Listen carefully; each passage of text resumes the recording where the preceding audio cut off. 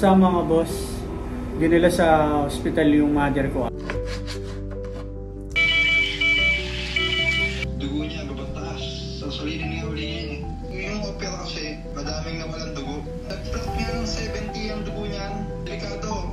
Baka nang sabi nga na pwede bumagsak ang kidney, mawasak ang niya, mamamatay siya dun eh.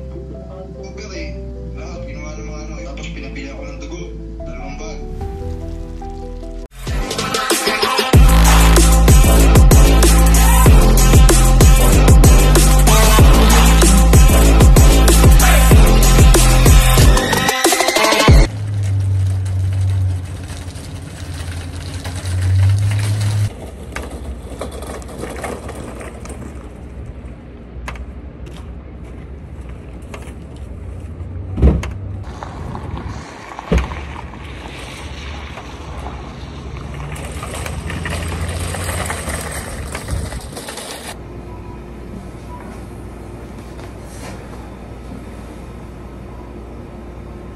Kamusta mga boss? Medyo matamalay ako ngayon.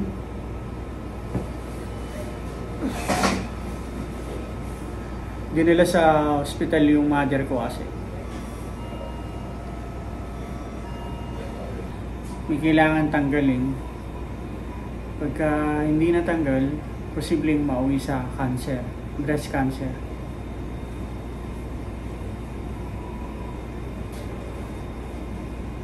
Ang hirap pagka isa sa pamilya mo yung may sakit, di ba?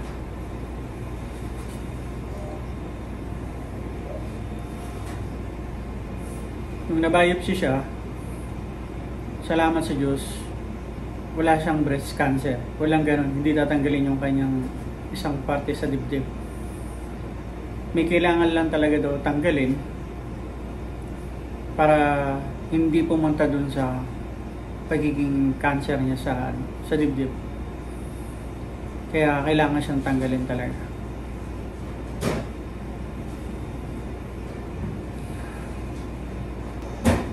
Mamaya tatawagan ko yung kapatid ko kasi kapatid ko yung nagbabantay kung tapos na siyang operahan. Hirap magtrabaho ng ganyan sitwasyon, lalo na kapag nanay mo, di ba? Alam naman natin kung gaano natin kamahal yung ating mga magulang.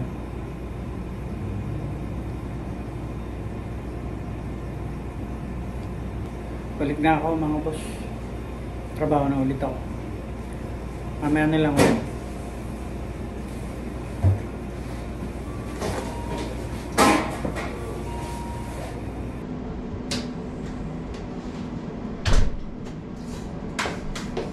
Kamusta mga boss?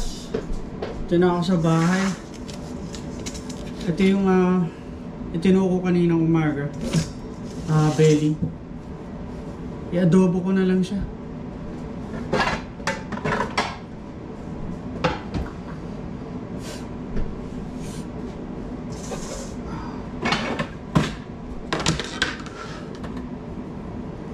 Gayat-gayatin ko lang mga boss.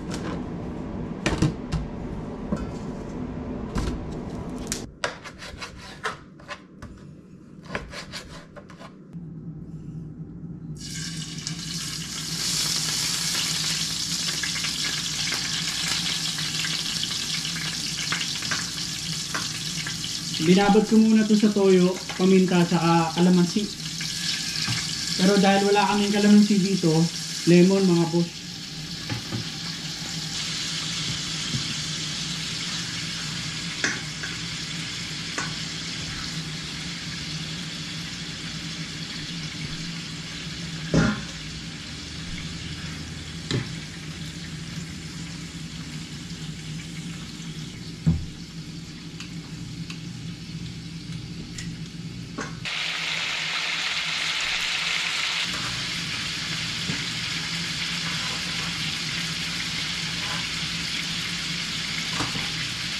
Tapos, habang nagpiprito ako, magsasayang naman tayo.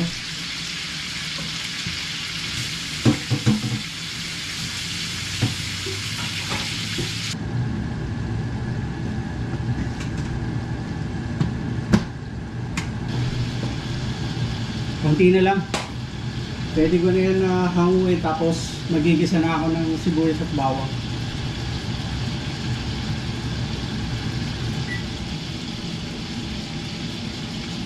Taga mo yung kapatid ko.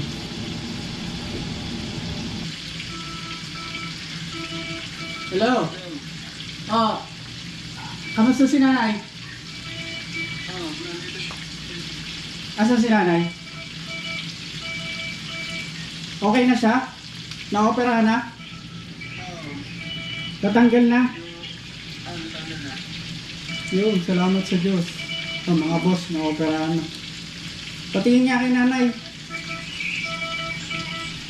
Salamat po mga boss. Nakakausap na siya? Oo, nagpapahinga siya eh. Pag nagising siya, tawag ko ulit, kausapin mo siya. Okay, sige. Bye-bye, nagluluto lang ako. Yun, salamat sa Diyos. At maoperahan na yung nanay ko mga boss. Okay na siya. Dito. Ayos na. Thank you Lord.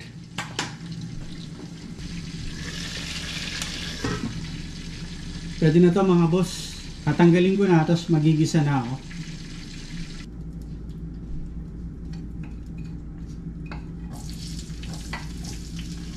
Pinagsabay ko na yan mga boss.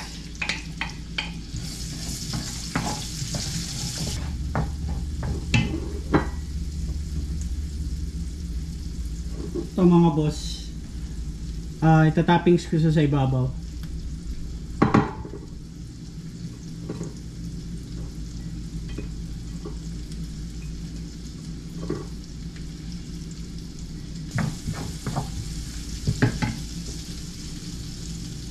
Ito yung ating piniritong pork belly.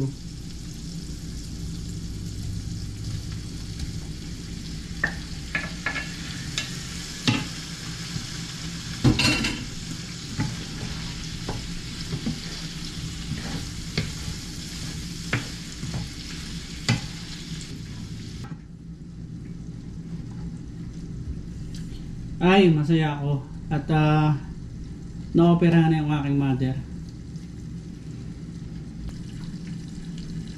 Ganun talaga ang buhay mga boss. Alam niyo na, patanda tayo. Habang nagkakaedad tayo at dumarating tayo sa puntong patanda na talaga, lumalabas na yung iba't ibang sakit sa ating katawan.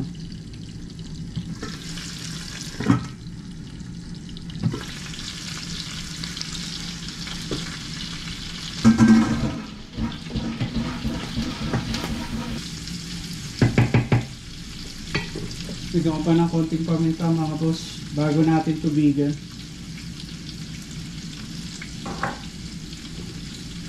Ang bango.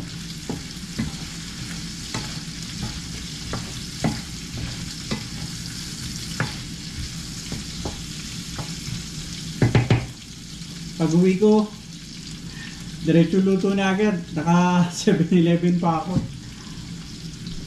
Ayan, ito yung pinakulo kong tubig kanina. Siyang gagawin kong sabaw.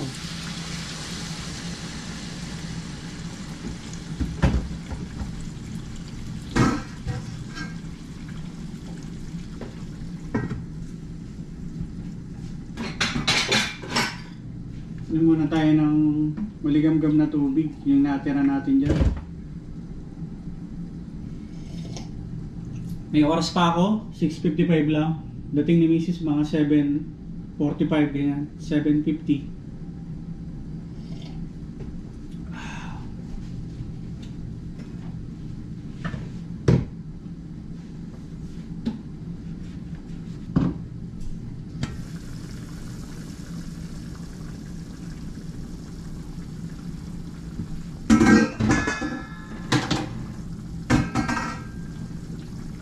Ito yung pinagbabarang ko kanina.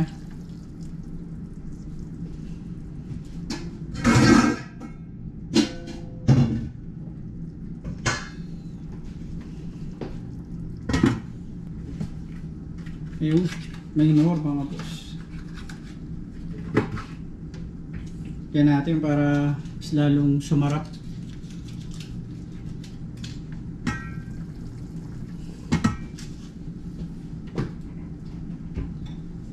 Pasensya na kayo kung ganito yung style ko ng pagluluto.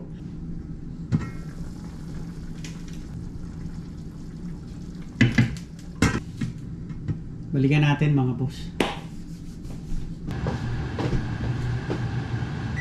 Oh, kulo na siya. Oh, natawag yung aking kapatid mga boss.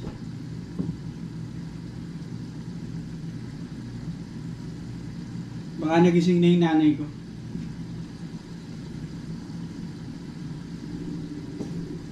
Hinaan ko lang to. Kamusta si nanay? Okay naman. Basta bahay ako. Nasa bahay ka, tumawag ako dun eh. Kausap ko si Dennis. Bahay pala eh. Tanggal na daw ah. Tanggal na. Ay, nagpapagaling na lang kasi gawa nung dugo niya babang taas. Sasalinin nga uli niya eh. Pero kasi, madaming nawalan dugo. Ah. Nag-flat nga ng 70 ang dugo niyan. Oh, mababa? Oo, delikado. Gawa nung sabi nga na pwedeng bumagsak ang kidney, mawasak ang niya, mamamatay siya dun eh. Oh, talaga? Cover eh. Ginawa nila ng lahat. Ginawa ng mga yun. Medyo tumaas-taas. Tapos pinabili ako ng dugo. 2 bag. Bali na kahapon yung isa. Tapos after 6 hours, isasali naman yung isa. Yung ngayon. Magsasali ngayon isa pa. So, pailang araw na ba siya? 4 na ngayon. Pa-4 na. Pero nakakausap naman siya. Oo, makakausap naman. Kaya lang mahina pa rin siya. Ah, mahina. So, sige, pag bumalik ka doon, tatawag ako mamaya. Sige. I-message mo ako ha. Nagluluto lang ako eh. Oh. Sige. Ha? Sige, bye-bye. Sige, bye-bye. Ayun mga boss. Narinig nyo naman ano. Mamaya, tawagan mo siya ulit at baka siya na yung makausap ko.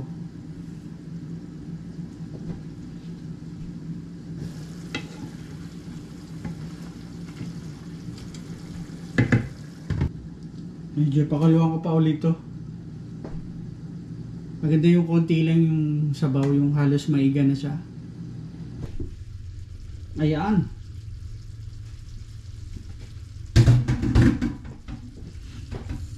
Ang bango mga boss. Kita nyo yung sauce mga boss, ang lapot oh.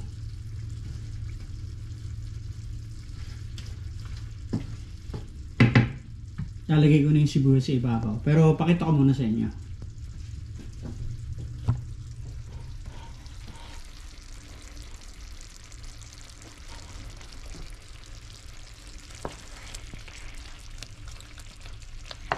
Ganyan dapat oh. Konti na lang.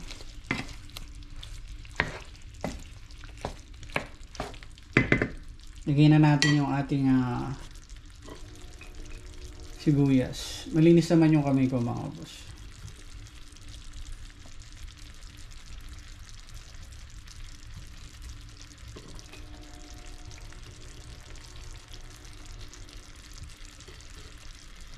Yan.